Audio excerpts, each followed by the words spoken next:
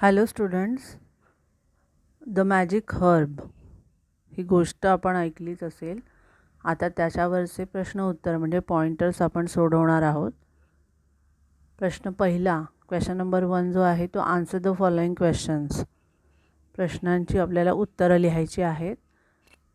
पहिला आहे, who was knocking on the door of the in. म्हणजे खानावळीच्या दरवाजावरती कोण ठोठावत होते किंवा कोण दरवाजा वाजवत होतं. आता हूवाले जे प्रश्न असतात ते कशा पद्धतीने लिहायचे आपण शिकलेलो आहोत की हूच्या ऐवजी फक्त उत्तर लिहायचे आणि बाकी सगळा प्रश्न जसा आहे तसा कॉपी करून उत्तर पूर्ण करायचं आहे. मग दरवाजा कोण वाजवत होतं तर a poor merchant. A poor merchant was knocking on the door of the in. अशा पद्धतीने उत्तर लिहायचं आहे. तुम्ही प्रश्न आणि उत्तर नीट ऐका, कारण हे वहीमध्ये तुम्हाला कॉपी करून लिहायचं आहे. दुसरं आहे, why was the innkeeper not pleased. तो खानावळवाला खुश का झाला नाही. The innkeeper was not pleased because the merchant look beggarly and poor. कारण का झाला नाही तर तो जो व्यापारी आला होता त्याच्याकडे तो अतिशय गरीब, भिकारी असा दिसत होता. त्यामुळे तो खुश झाला नाही की ह्याच्याकडून आपल्याला पैसे मिळणार नाहीत. हे त्याला कळलं. माणसाच्या बाह्य रूपावरून त्याची ओळख केली जाते असं म्हणतात. तसं त्याचं जे बाह्य रूप होतं त्याच्यावरून त्यांनी त्याची ओळख केली, म्हणून तो खुश झाला नाही. तिसरा प्रश्न आहे, what did the merchant request. त्या व्यापाऱ्याने कोणती विनंती केली. The merchant requested the innkeeper to prepare a simple dinner for him. त्यांनी त्याला साधंसं जेवण बनवा अशी विनंती केली. त्याच्यानंतर चौथा प्रश्न आहे, why did the innkeeper not drive the merchant away. त्या खानावळवाल्याने त्या व्यापाऱ्याला हाकलून का दिले नाही. The innkeeper did not drive the merchant away because it was not good for their reputation. कारण त्यांच्या प्रतिष्ठेला, त्यांच्या नावलौकिकाला ते साजेसं झालं नसतं त्याचं वागणं, म्हणून त्यांनी त्याला हाकलून दिलं नाही. पुढचा प्रश्न, what was the speciality of the magic herb. त्या अद्भुत औषधी वनस्पतीचे वैशिष्ट्य काय होते. The speciality of the magic herb was that whoever ate that herb would forgot something. जो कोणी ती वनस्पती खाईल तो नक्कीच काही ना काहीतरी विसरणार, असं त्याचं वैशिष्ट्य होतं.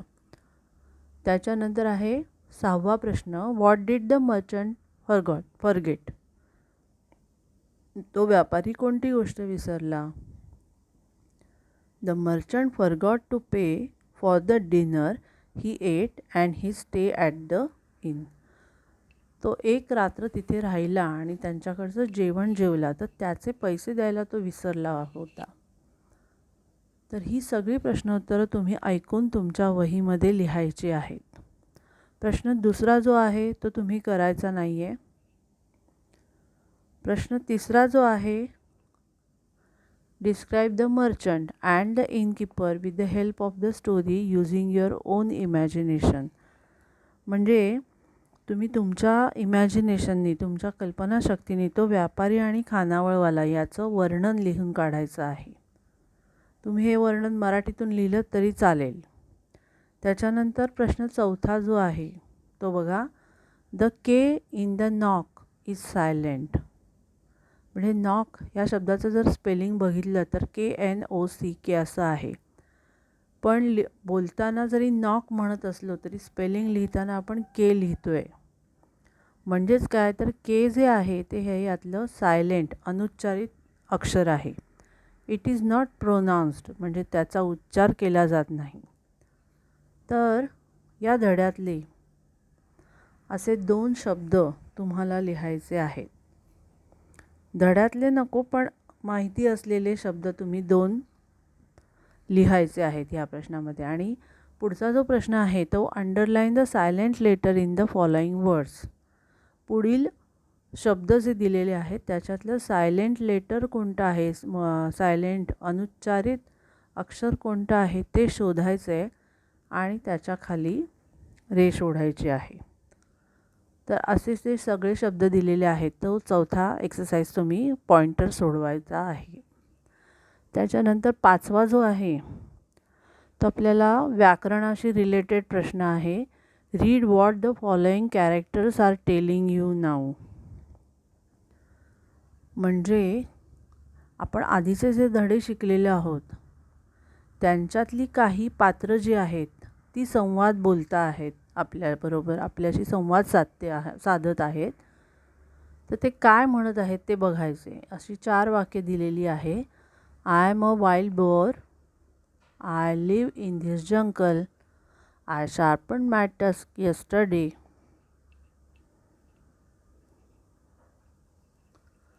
now I am ready, I will drive my enemies away. हे जे वाक्य आहे कोणी म्हटलेलं आहे, तुम्हाला धडा शिकवला होता द वाईल्ड बोअरचा, त्यातलं आहे. दुसरं आहे hi I am Nujo, last week my teacher ask us to do a project, I will visit planet earth for my project, I live on a far away planet. Nujo's प्रोजेक्टमधलं हे वाक्य आहे. नंतर good afternoon friends, this is my friend Fox, once he played a trick on me, I taught him a lesson, now he will behave himself. ही सुद्धा आपण ती गोष्ट होती कोल्ह्याची, त्यातलं आहे.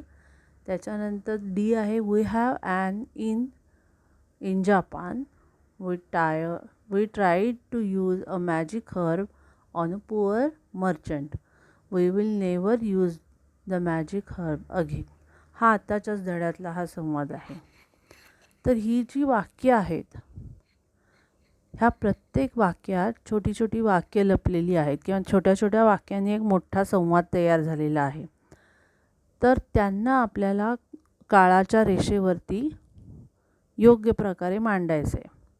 Let's rearrange their sentence properly on the timeline. Timeline म्हणजे तुम्हाला माहिती आहे की काळरेषा असते. कुठली गोष्ट आधी घडली, कुठली गोष्ट आत्ता घडती आहे आणि कोणती गोष्ट पुढे घडणार आहे. आता पहिलं जे आहे टाईमलाईन त्यांनी 3 भागामध्ये विभागली आहे बघा. Action in the past, the situation at present, future actions or plans. म्हणजे भूतकाळामध्ये घडलेली घटना, आत्ता ती घटना सुरू आहे आणि भविष्यात होणारी घटना, असं त्या संवादाची विभागणी 3 भागांमध्ये त्यांनी केलेली आहे.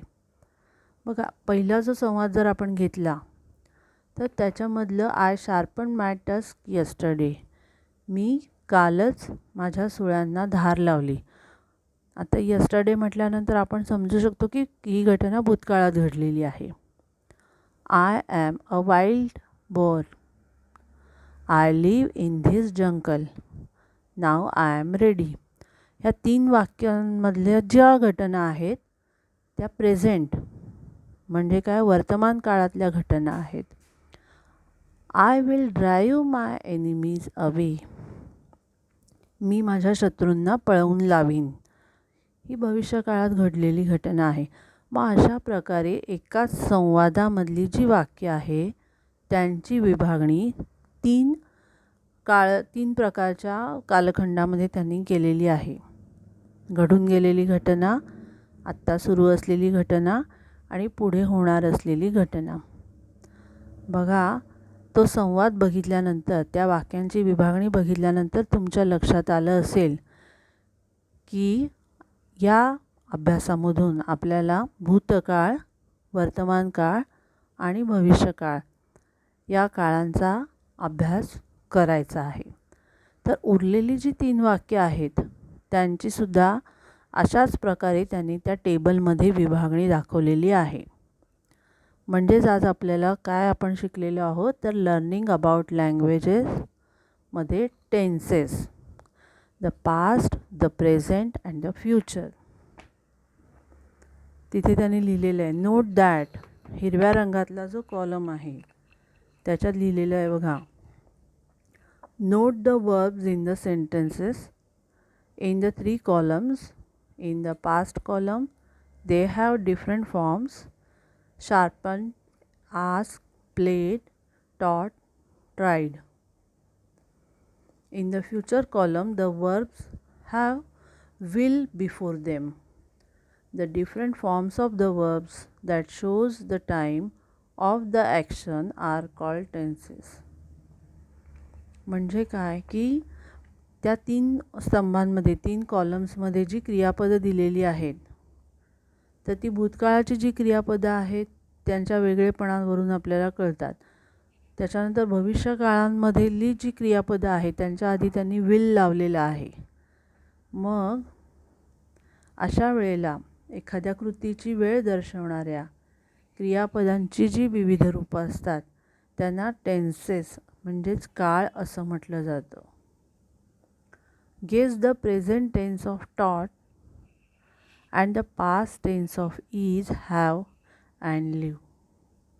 तर taught वर्तमानकाळी रूप हे टीच असतं आणि is, have आणि live यांची जी भूतकाळी रूपं आहेत ती इजचं वॉज होतं, हॅवचं हॅड होतं आणि लिव्हचं लिव्ड, ईडी लावला जातो त्याला. तर अशा प्रकारे हा टेन्सेसचा भाग आहे. तुम्ही आता पॉइंटर सोडवताना प्रश्न पहिला सोडवायचा आहे, तिसरा आणि चौथा सोडवायचा आहे आणि पेज नंबर 59 जे आहे ते संपूर्ण वहीमध्ये लिहायचं आहे. हा अभ्यास तुम्ही करायचा आहे. थँक्यू.